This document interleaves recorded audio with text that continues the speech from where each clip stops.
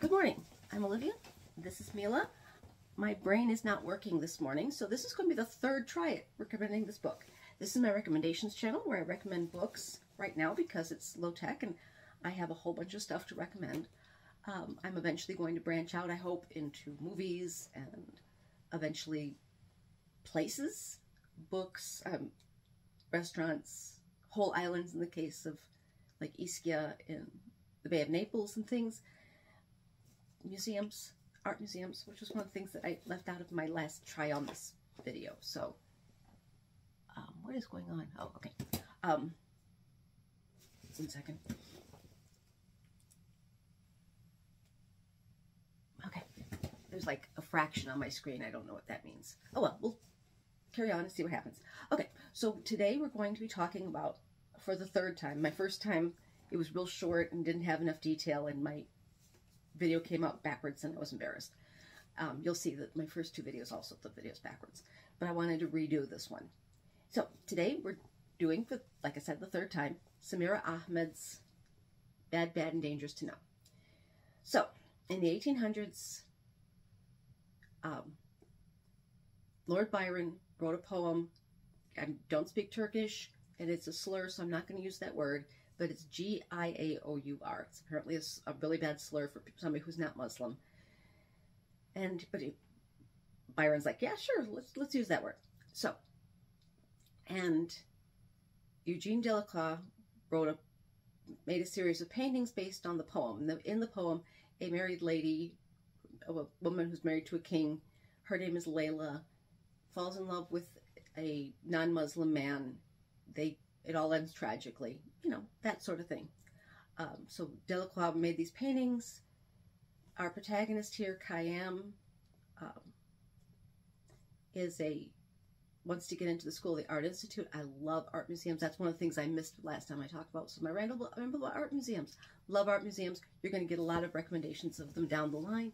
And if this takes off, you're going to get even more. Right now, you're going to get, I can already recommend the Art Institute of Chicago, San Antonio Museum of Art, which I'm not wearing the shirt for today, but I'll probably be wearing it in my next videos when I film them next week. The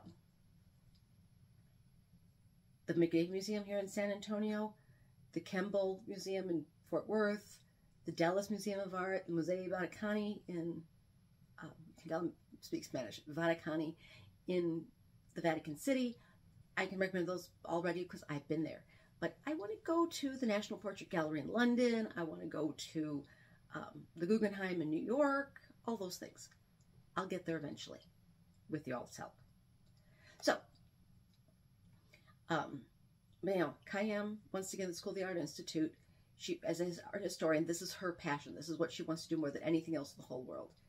And she gets it in her head from something she's read that one of the paintings in the collection of the Art Institute was originally owned by Alexandre Dumas, and it was one of the paintings in the series that was painted by Delacroix based on the Byron poem.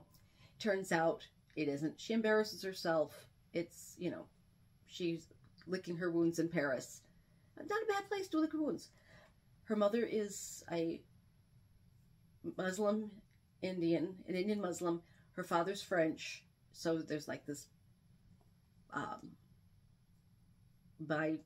biracial thing going on, and she's in Paris, but there's still some leftover drama from her trip, from her life in Chicago.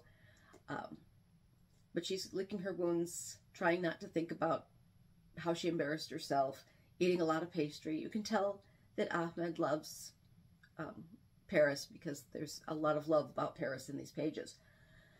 So while she's licking her wounds and eating pastry, a young man comes up and tells her that his name is also Alexandre Dumas, and he is, you know, just happens to meet her. You know, nothing suspicious.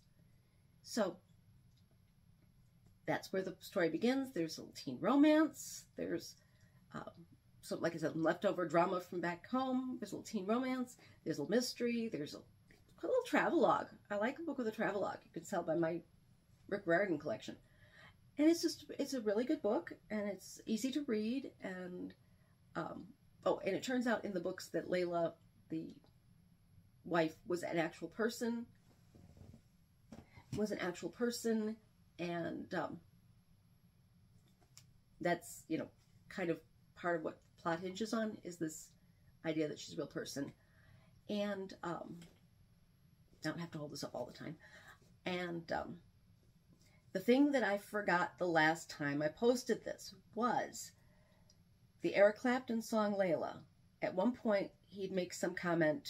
I read a thing where it makes a comment about how it's about this, that it's based on this poem about a married woman who falls in love with a man, and it's about, you know, this Muslim culture or whatever. And because, you know, it took me 3 times of filming this video and regret that the poem Clapton's talking about is probably this one. And it's not actually a Muslim poem. It's by Byron. But anyhow, so good book. As always, not just the like, subscribe, and hit the bell icon part, but as always, if this has sparked your memory of another book that you think I'd like, recommend it in the comments. I will read it, unless I've already read it. In which case I'm like, hey, yeah, that was a great book. We'll be talking about it. Or, I read it and you're allowed to have a different opinion. Because you know, everybody's different. So, like I said, if this reminds you of a book that you think I'd like, go ahead and recommend it in the comments.